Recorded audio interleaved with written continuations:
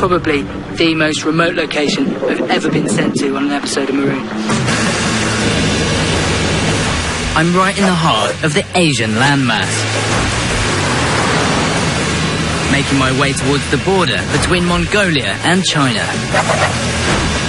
I've travelled overland non-stop for 2 days from Mongolia's capital, Ulaanbaatar.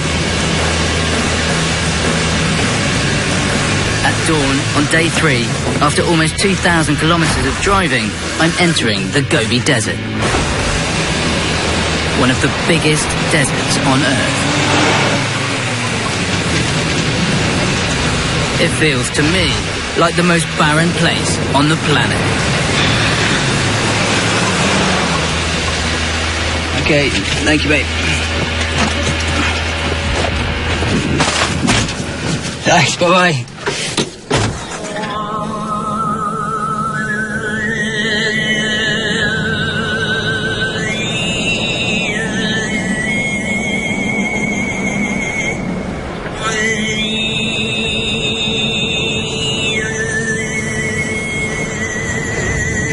That's the last I'm going to see of anyone for quite some time.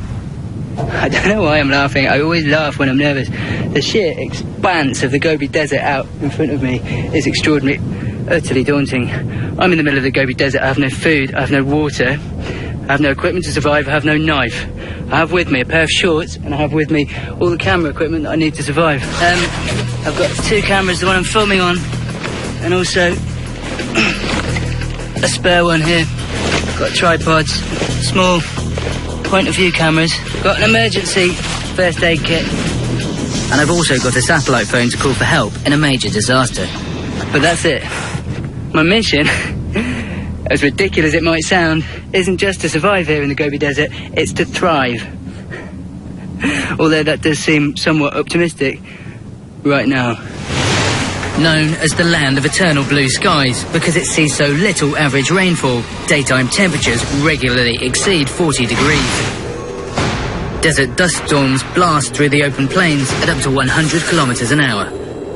The wind and heat dry your sweat super quickly, massively increasing the risk of dehydration. And although rare, both bears and wolves call this desert home.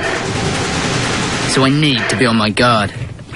All other survival priorities go out the window right now. This is the desert.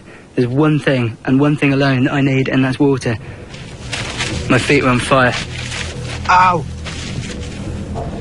That direction, just thinking through the absolute basics, that direction is a nightmare. I can see for kilometres and kilometres, and there's nothing. Mountains are the best bet, so that's the way I'm gonna go.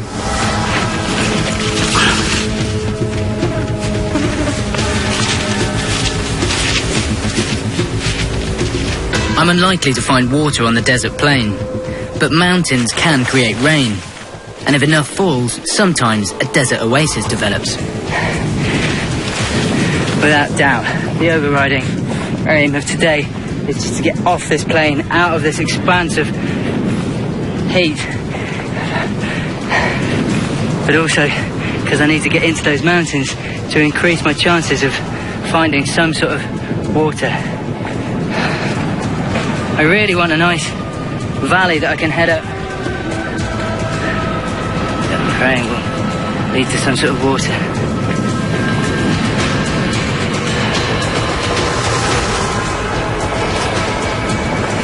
The wind is howling, and it's like my lips are feeling chapped already. It's literally sucking all the moisture off my body. And the mountains will hopefully provide some protection from that. I have to use every trick in the book here, and urine can be an early warning sign for dehydration. I usually consume at least 3 litres of water a day. This heat will dehydrate me quickly, which could start to affect my decision-making. My urine is still quite pale. It's not too dark, which means that's a good sign. I'm not too dehydrated yet. It's hard going underfoot, and my progress is slow. But this valley I've entered could offer me a lifeline. This here is a good sign. This is a really good sign.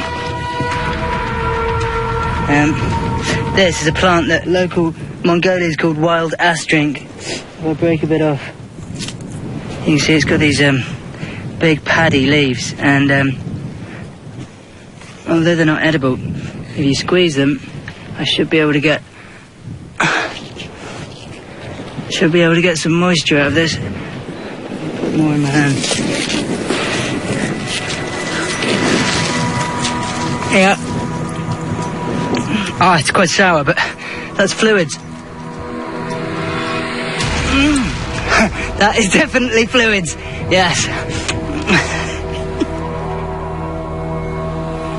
Mongolians have used this plant to survive when lost in the Gobi, and it will get me through my first few hours. But I need to find a proper source of water if I'm really going to thrive here. My feet are taking a real battering, and not just from the rock and the heat. There's these little sharp burrs, which are little thorns that are absolutely everywhere. Once 2 or 3 of my feet, I have to stop and take them out. So I decided I need to try and make myself a pair of shoes. There's little vegetation and no animal materials to work with, so I've come to a hard decision. I'm going to use my camera bag straps to make some shoes. Nomads would traditionally make theirs from processed animal skins, but with no herd of my own, this is my only option.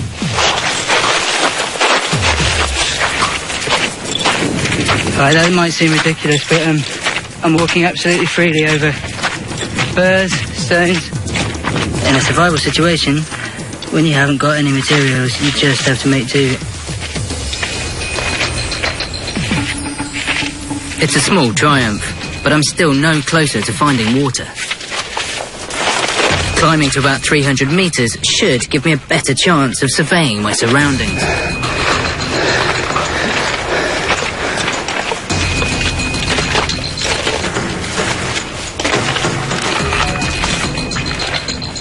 It's all slightly edgy until I've got water. It's very, very difficult to relax.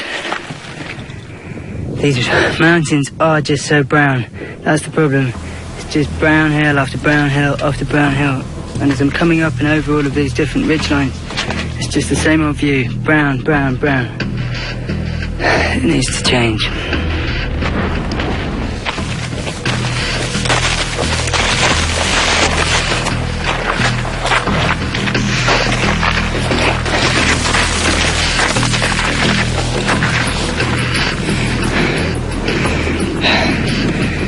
Quite high now. You can see the elevation that I've come up since the plane. Still absolutely no sign of any vegetation that might indicate water. It's just this green scrubby stuff, which is the same stuff that was out on the plane. I'm very, very thirsty right now. My mouth is now absolutely parched. It's nearly sunset, and I'm shattered. I can't climb in the dark, and have no choice but to sleep completely exposed. It's far from ideal. Just a case of roughing it tonight. It is just a roughing it. Absolutely no materials to light a fire, and even if it did have the ability to light a fire, there's no wood here to burn. There's literally nothing to make a fire, so I'm a little bit out of the wind, but bare skin. Once you get wind blowing over, it gets cold very quickly, so I suspect I'm going to have a little bit of a chilly night.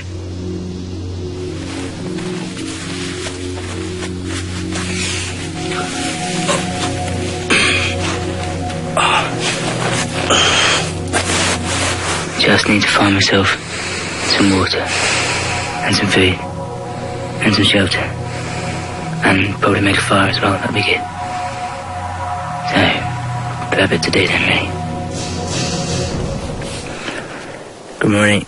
It's about 7 in the morning. 6:55 actually. And I want to get up and get moving. I want to make good progress before the heat of the sun arrives. I'm at Stafford, and I've just survived my first night in the Gobi Desert in Mongolia. I've yet to find shelter, food, or make a fire. 3 of my 4 key survival priorities. But it's the 4th that's really worrying me. More than anything, more than any other thing, I need to get some water. I might have made the wrong decision to come so high. If I don't find water soon, the searing Mongolian sun could send my core temperature rocketing.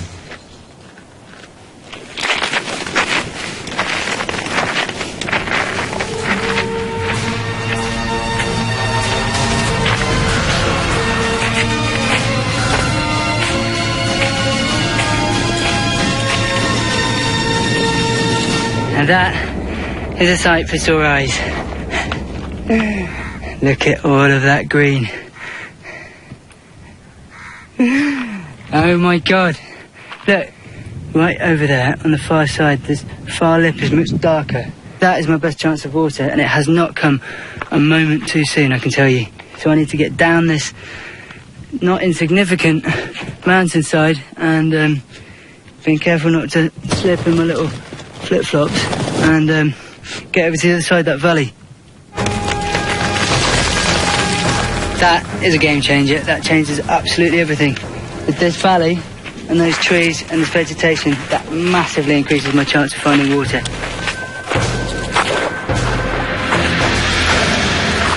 There has to be water here. The greenery means water, and yet this place is still littered with the remains of animals that should be able to survive. That's the pelvic bone of a camel. It just shows, doesn't it, how harsh this environment is. But finds like this can be useful. I can see immediately that this could be good for digging with. Even fanning a fire. I'm going to take this with me. This is a tool that I could use for many things. If this oasis does harbour water, then it's the right kind of habitat for the Gobi bear. These weeds are exactly where bears could hide if they're around here. And so I need to be a bit cautious about going in here. Very cautious, in fact. The Gobi bear is thought to be the most endangered on the planet. Some estimates suggest there are fewer than 50 left. They belong to the same species as brown or grizzly bears. They're omnivorous and will eat whatever they can. But being so rare, I'm risking entering the reeds to look for water as my body's crying out for fluids.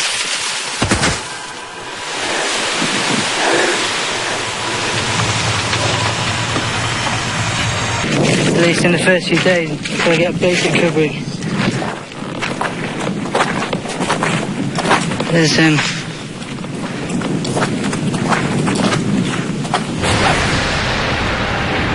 bloody hell. There's tracks here, and they're not just... That is bear scat. That is definitely bear scat.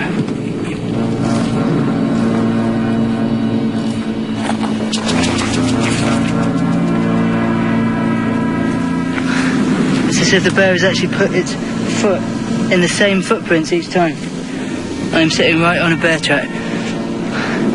You see, that changes the whole game. I'm not even sure whether I would have gone through that long grass had I known that there was a bear, and especially a bear that's inhabiting so close to here. But if there is a bear in that vegetation, I need to stay out of it, or on the very, very edges of it, to collect water. That's actually quite scary. I've got water now, and there's firewood from fallen trees here, but I can't camp so close to the bears. The mud offers me some protection from the sun, but I really need to find somewhere safe to shelter. I was thinking if I literally climb up a little bit into these mountains, I can see an area which is shaded, and that's going to be a big one on hot days.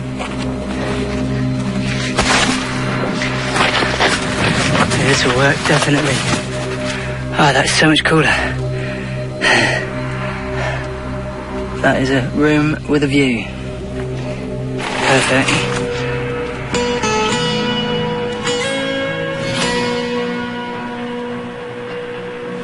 I've got water.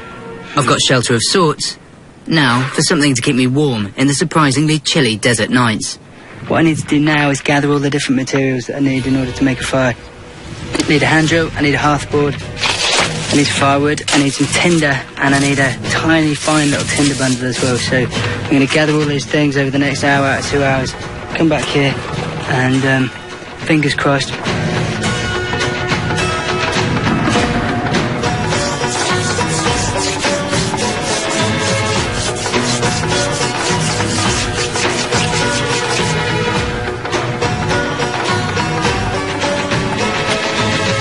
Okay, I've got an ember.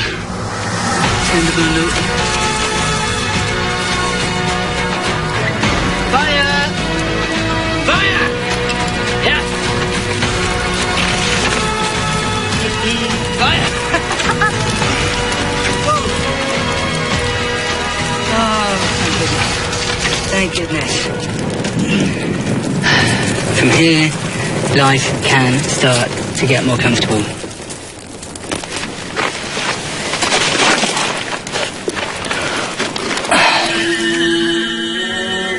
My fire will keep me warm this evening, but this is the second night in a row that I'm going to bed on an empty stomach.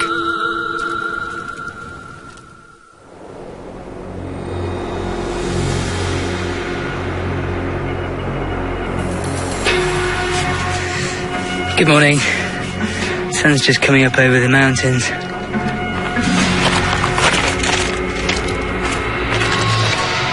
I'm going to go for a bit of a walk while it's still cool. I'm just going to keep my eyes peeled. Just walking slowly and scouring the ground for any insects or evidence of small rodents or anything like that. It's quite a nice little burrow down there. It must be a kind of very small rodent, like a ground squirrel, I think. But 1, 2, 3. It's actually got a interconnected path on the surface too. These holes are definitely occupied with the same animals. They're interconnected, without a shadow of doubt. I reckon smoking them is how to get whatever lives in these holes out. I'm blocking most of the holes in this colony, then making a fire over the remaining hole. The smoke from the fire should be drawn through the burrows and hopefully asphyxiate whatever's inside. After about an hour, I'll dig into the burrows and, fingers crossed, should bag myself the ingredients for a rodent roast. I want there to be lunch behind one of those burrows. I really do.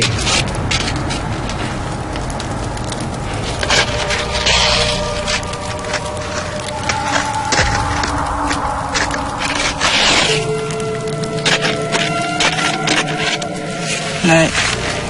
Okay. I've excavated every hole. That's a hot morning's work to no avail. I think it was my methodology. I think I need more wind in order to draw the smoke into the holes.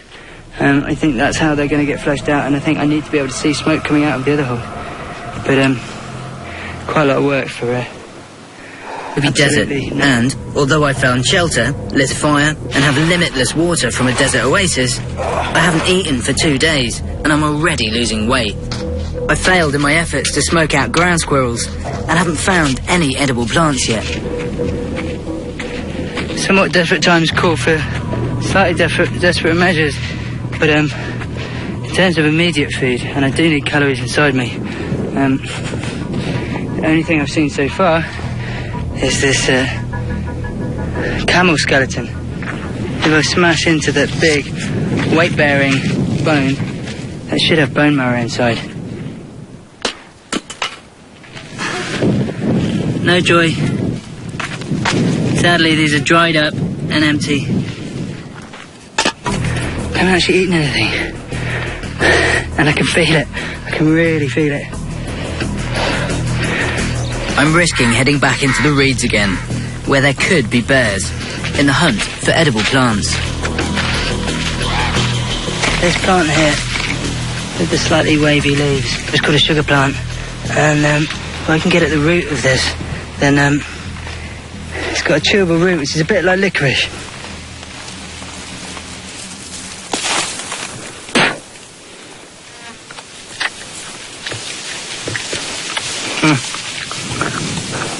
That's licorice. That's strong. Like The old-fashioned licorice sticks you used to get. That is good. That is properly like eating. Let's get some more. The root's natural sugars give me a few calories and act as a mild appetite suppressant. It's really tasty. Okay, it's all starting to come together now, which is good.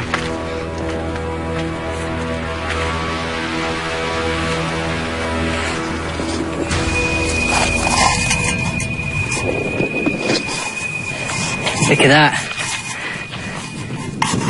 Has it got any holes in it? It needs a wash, but that's a cooking pot.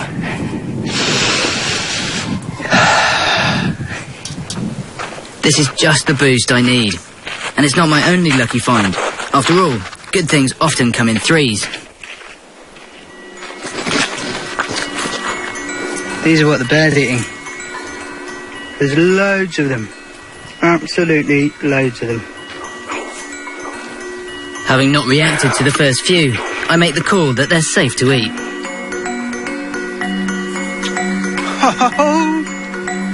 Food! That's called food, that is. Oh.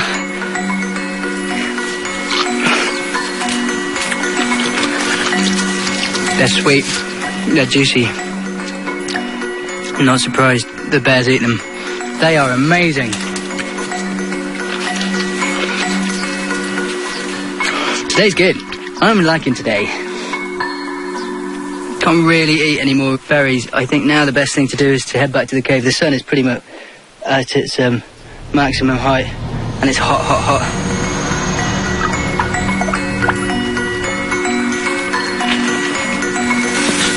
So I'm going to get back into my shady bit, and with my licorice root, I'm going to have a cup of tea. Combining the sugar root and the berries should make an amazing cup of tea and give me a real boost.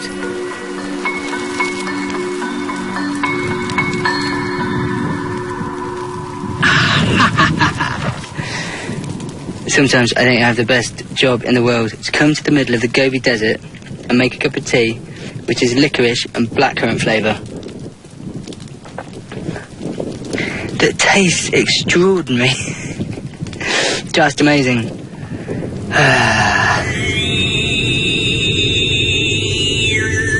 Buoyed by this success, I'm making a bold decision. In this exposed environment, where summers are sweltering and winters bitterly cold, I need a shelter that's more than just a scrape on a mountainside. So I'm building myself a rock ger, my version of a traditional Mongolian dwelling.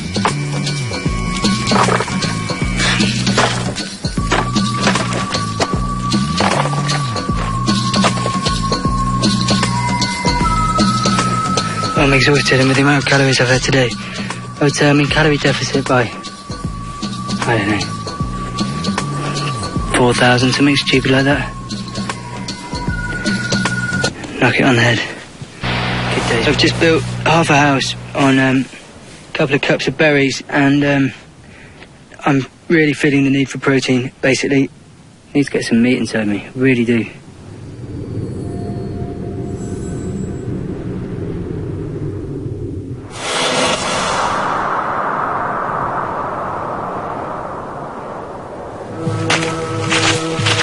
The relative cool of the morning could be my best time to scavenge a cold-blooded breakfast.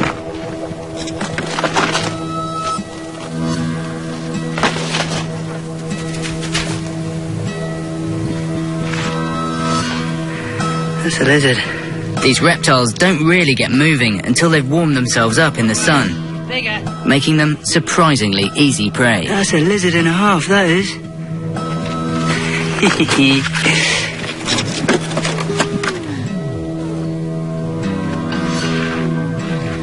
Number 3. Got him. Lizard number 4.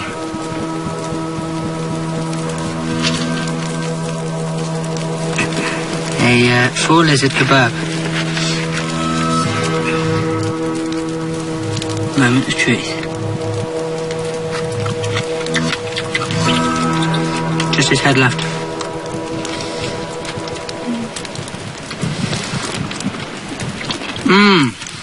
That tasted really good. I thoroughly recommend lizard kebab. I suspect that this meal barely broke 100 calories, and I usually take in at least 3,000 calories a day, but any nutrients passing through my system is better than none.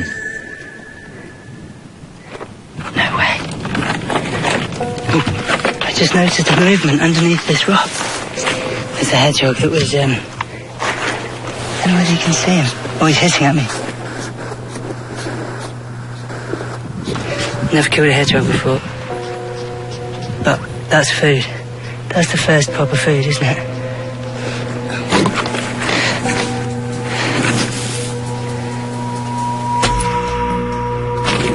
I haven't cooked a hedgehog before, and I'm not quite sure what to do with it. The best way I can think of cooking this is to make a little underground oven, a tiny little underground oven that's only big enough for a hedgehog. Put him in and then slow cook that meat. If I make a little bed of rocks, make a fire on it, superheat the rocks, and then pop the hedgehog in, put some of that wild ass drink plant, which is, got loads of water in it to keep it moist inside, and then put rocks on top and cover it in earth. And that will be a perfect way of slow cooking this meat.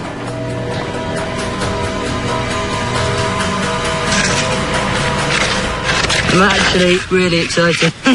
I need to tackle my last days in the Gobi. To prove to myself that I'm really thriving, I want to finish my house and master a traditional Mongolian survival technique. I've been in Mongolia's Gobi Desert for over a week now. I struggled to find water at first, but eventually discovered an oasis. I had no trouble making fire, and after a slow start, I'm now eating well. My final survival requirement, a shelter, is almost complete.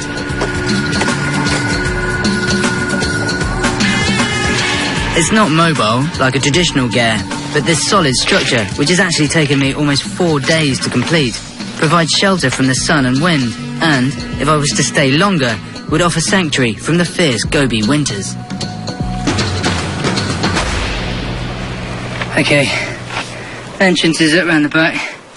Got my little fire in here, smouldering away. I've got my window. Once the roof's on, my gear will be perfect. But something's still niggling me. I'm eating well, but I need a strategy to source a regular supply of meat to really thrive. Smoking out those rodents, I think, is going to work. It's windy today. It's really windy. And I think it's just going to be enough wind to draw the smoke down into the holes and into the burrows to asphyxiate the rodents. I failed at this when I first arrived in the Gobi, but I want to give it one last go. I'm targeting a different set of burrows. This time, I'm focusing on the bank of an old dried-up river. My strategy's the same as I deployed before, but I've learnt from my mistakes, and I'm sure the geography of these burrows will help me out. I'm making the fire at the lowest point of the colony. The wind passing across the top of the bank should hopefully draw the smoke through.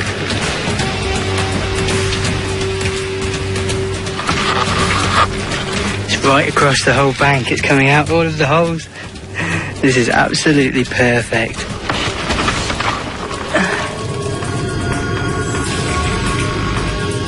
Now, if my smoking's worked, I'll be able to recoup some of the calories that I've used building.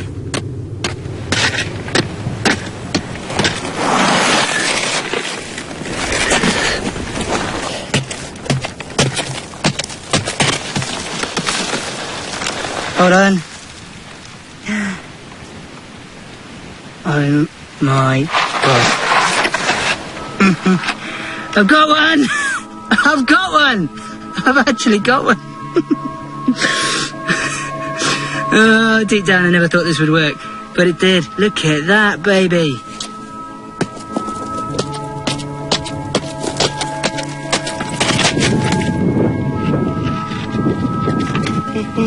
Number 2. No, there is one. No way! Oh, is that alive? Is it alive? Sure, that just twitched. No, it's not, it's dead. 3. It works. It actually works. 1, 2, 3.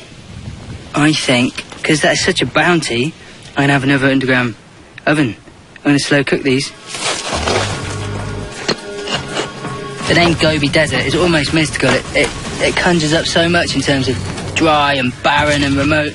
And if I'm honest with you, I thought that it was going to be impossible to actually thrive here. I thought I would be able to survive. At the end of the day, for this period of time, even if I ate nothing and just cowered under a rock for this period of time, I could have survived. But well beyond that, by finding this oasis, it's like finding the key to unlock the secrets of the Gobi Desert. And this is how people survived. It's not going out into the middle of the plain and scratching a living. It's strategically picking oasis and travelling from oasis to oasis, like the nomads used to do traditionally hundreds and thousands of years ago. It's not by brute force and ignorance, it's by wisdom, experience and knowing where your oases are. And that is how you live in the Gobi Desert.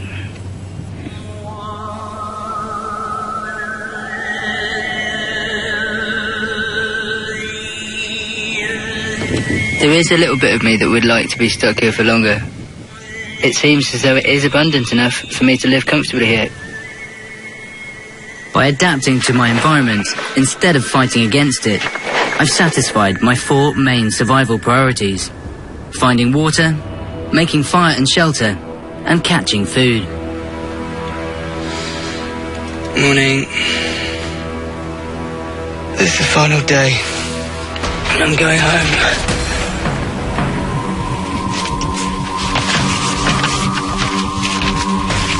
Goodbye, Gobi Desert home. Goodbye, house. It's a very cool house, that one. One of my best. I find this trip's extraordinary because it stretches me. It takes me outside my comfort zone. In every single new location, I have to learn new skills and I have to adapt my own knowledge to get by.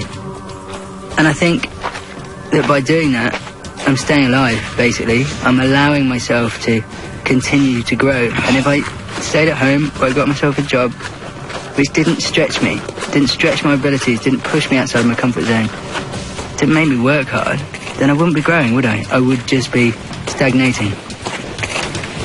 But I'm not. I'm here in the middle of the Gobi Desert and I've put myself through fairly harsh few days in order to come out the other side and prove to myself that I didn't just survive here, I most definitely thrived. How are you?